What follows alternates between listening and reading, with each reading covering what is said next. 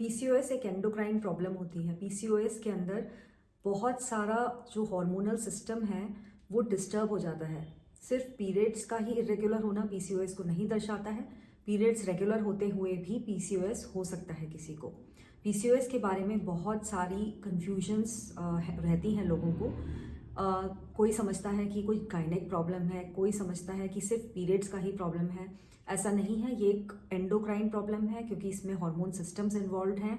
केवल एक या दो हार्मोन्स नहीं, इसके अंदर पूरा का पूरा सिस्टम ही इम्बैलेंस में चला जाता है। और इसमें तरह तरह की जो फिनोटाइप्स बोलते हैं, किसी को किस तरह का पीसीओएस है, किसी को किस तरह का पीसीओएस है, उस हिसाब से उनका ट्रीटमेंट होता है प्रॉपर डायग्नोसिस के बाद।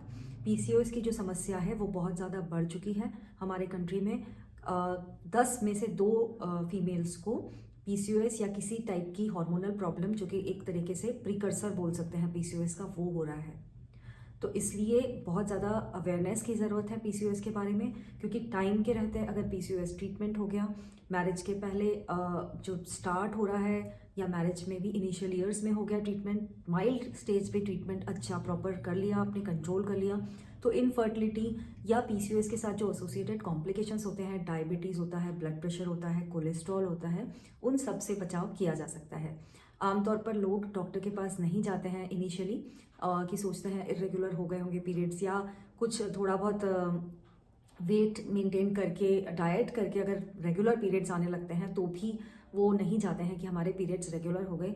बट आपका प्रॉपर हार्मोन एवेल्युएशन एंडोक्राइनोलॉजिस्ट के द्वारा कराना बहुत ज़्यादा ज़रूरी है, बिकॉज इसके अंदर बहुत जटिल जो इम्बैलेंसेस हैं वो पकड़ने ज़रूरी होते हैं।